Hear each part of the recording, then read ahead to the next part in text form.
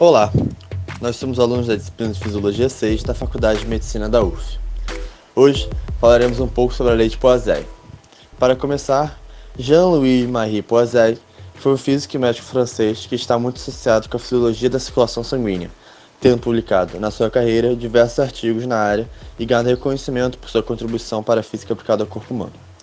A dita lei formulada por esse relaciona a vazão de um tubo cilíndrico com um dado raio e comprimento, transportando líquido viscoso submetido a uma determinada diferença de pressão. Mas qual a origem dessa fórmula? Todo e qualquer fluido que flui faz isso em decorrência de uma diferença de pressão entre dois pontos. E, nas situações reais, esse fluido sofre resistência do meio ao seu movimento. No caso do sangue nos vasos, essa resistência é vascular. O fluxo através dos vasos pode ser calculado pela lei de Ohm aplicada à biologia, na qual o fluxo dá com razão da diferença de pressão pela resistência. E o que seria de fato essa tal resistência vascular? Sempre que um fluido flui sobre uma superfície, esta exerce uma força de atrito contra esse movimento. Porém, devido ao fluxo laminar do sangue, ou seja, o fluido se move em camadas concêntricas dentro do vaso sanguíneo, as camadas mais periféricas sofrem maior atrito pelo endotélio. Portanto, há maior velocidade de fluxo quanto mais ao centro e menor quanto mais à periferia. Ou seja, a resistência está intimamente relacionada à área da seção transversal e o comprimento do vaso, como pode ser observado na forma da lei de Poiseuille. Recapitulando, o F define a quantidade de sangue que passa por um dado ponto da circulação em determinado período, ΔP é a diferença de pressão entre as extremidades do vaso, R é o raio do vaso e L seu comprimento, a letra grega eta representa a viscosidade do sangue e está relacionada principalmente com a proporção de eritrócitos no sangue, como veremos mais a seguir. E agora, vamos ver como essas variáveis se relacionam com o fluxo. Começaremos pelo raio. Sabe-se que 2/3 da resistência sistêmica total se refere às arteríolas, porém, é preciso observar também que as paredes desses vasos permitem que eles mudem o seu diâmetro de forma considerável, consequentemente, alterando o raio. Como na fórmula de Poiseuille o raio está elevado à quarta potência, o fluxo irá se alterar de forma exponencial quando o diâmetro do vaso se modifica. Assim, essa lei demonstra que as arteríolas desempenham um papel importante na regulação do fluxo. Respondendo a sinais nervosos ou a sinais químicos teciduais locais, pode-se levar ao aumento ou à diminuição do raio do vaso, fazendo com que, consequentemente, o fluxo cesse quase totalmente em determinada região do corpo ou aumente de forma expressiva em outro local. Reparem só como o diâmetro de um tubo cilíndrico pode mudar de forma expressiva o fluxo que passa por ele. Considerando um tubo de diâmetro 1, observa-se um fluxo de 1 ml por minuto. Quando o diâmetro se altera para 2, o fluxo se altera na ordem da quarta potência, com valor de 16 ml por minuto, desde que os demais fatores permaneçam inalterados. Já quando consideramos o diâmetro como 4, o fluxo se altera expressivamente quando comparado com a situação inicial, agora com um fluxo de 256 ml por minuto. Podemos concluir então que a resistência oferecida ao fluxo sanguíneo através de um vaso é inversamente proporcional à variação do diâmetro deste mesmo vaso, elevado à quarta potência. E como a viscosidade influencia no fluxo sanguíneo? Além do diâmetro, a viscosidade também é uma variável bastante interessante quando se trata de sua relação com o fluxo.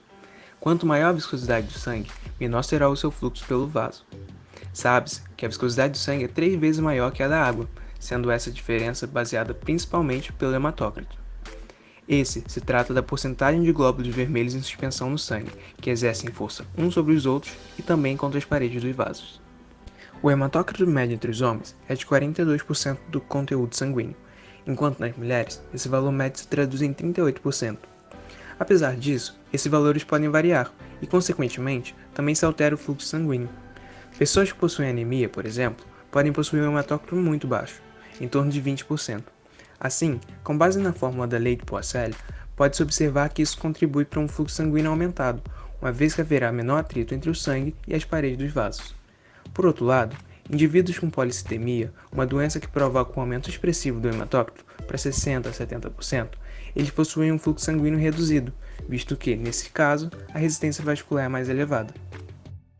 Como o fluxo sanguíneo é regulado localmente e por que é importante regulá-lo? Podemos apresentar duas teorias sobre a autorregulação local de fluxo, sendo a primeira por meio do fator miogênico, no qual, com o aumento da pressão e do fluxo, há a distensão de paredes dos vasos, o que irá ocasionar na abertura de canais de cálcio sensíveis ao estiramento, gerando influxo do íon cálcio.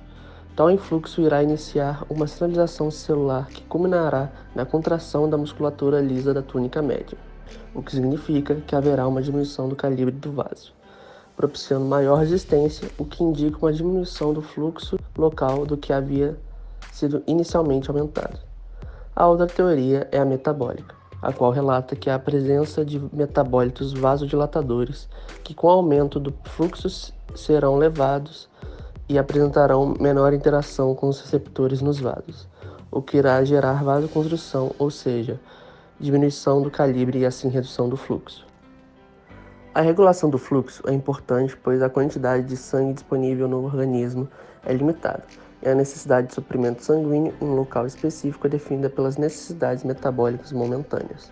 Então é importante que haja a prioridade do suprimento sanguíneo em um local com maior demanda, o que é explicado por duas teorias. A da demanda do oxigênio, que fala que na falta de quantidades ótimas de oxigênio haverá o relaxamento da musculatura lisa dos vasos, aumentando o fluxo.